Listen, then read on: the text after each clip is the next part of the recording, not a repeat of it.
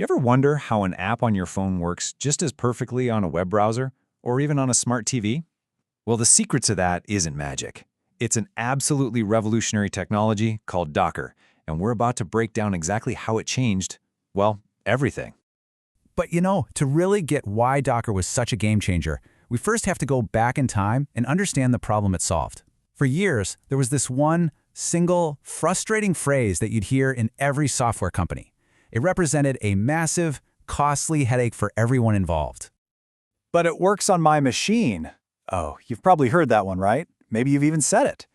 This wasn't just some developer's excuse. It was a symptom of a deep fundamental chaos in how we built and shipped software.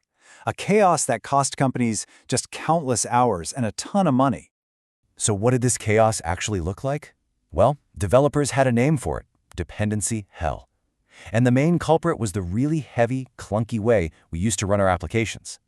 See, the old method was the virtual machine, or a VM, and to run just one application, you basically had to build and run an entire computer inside your computer, complete with its own operating system, its own virtual hardware, the whole shebang. It was heavyweight, it was slow, and it was incredibly hungry for resources. And the worst part, if a developer's VM didn't perfectly match the production server's VM down to the smallest detail, you were right back in that works on my machine nightmare. But what if there was a better way?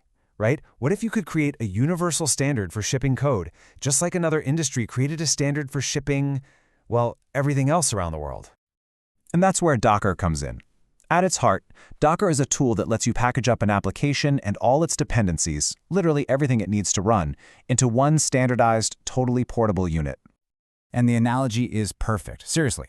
Before the 1950s, global shipping was a chaotic mess of different-sized crates and bags. The invention of the standardized shipping container changed global trade forever. Well, Docker did the exact same thing for software. It created a standard box that runs anywhere, on any machine with no surprises. So how does this magic box actually work? Well, it all comes down to three core components that work together in perfect harmony. Let's break them down. First up, you've got the Docker image. The best way to think of this is like the blueprint for a house, or maybe a recipe for a cake. It's a totally static, read-only template that has everything needed to run: your code, all the libraries, even a tiny operating system. It's a perfect, unchangeable snapshot. Okay, so if the image is the blueprint, then the Docker container is the actual house built from it. It's the live, running, breathing instance of that image. This is the standardized box that's actually holding and running your application, and it's completely isolated from everything else on the machine. So, how do you make the blueprint in the first place? That is where the Docker file comes in. It's just a simple text file. That's it. It's like a set of assembly instructions or a packing list. It just has a series of commands that you write, and Docker follows them step by step to automatically build your Docker image. And here's how it all just clicks together. The Docker file is your packing list. That list builds the image, your blueprint. And then, from that one single blueprint, you can launch as many identical containers, your shipping crates, as you could possibly need. It's a simple, logical, and incredibly powerful workflow. Okay, but you might be wondering, if a container is running an application and all its dependencies, how is it so much more efficient than a VM? I mean, what's the secret?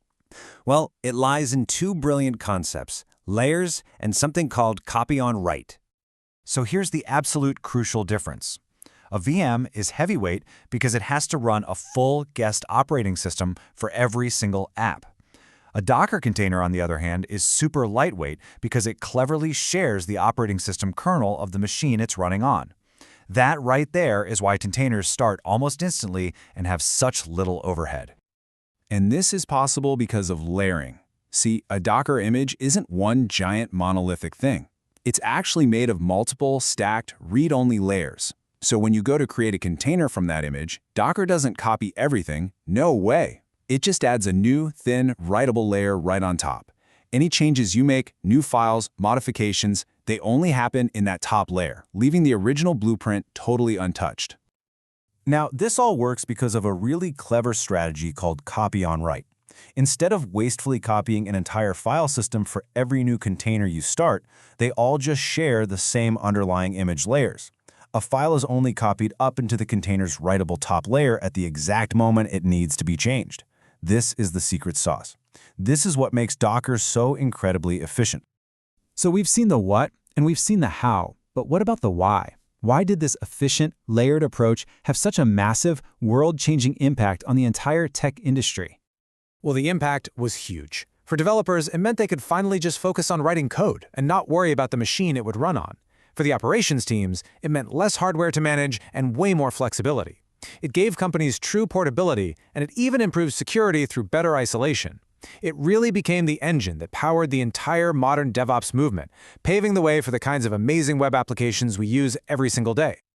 And just to give you a sense of the scale we're talking about, reports say that Google runs over 2 billion containers in a single week. This isn't some niche tool for startups.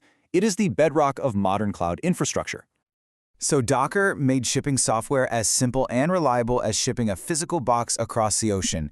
It solved one of the biggest, most annoying headaches in all of technology. Which leaves us with a really interesting question. With that problem solved, what great challenges can we tackle next?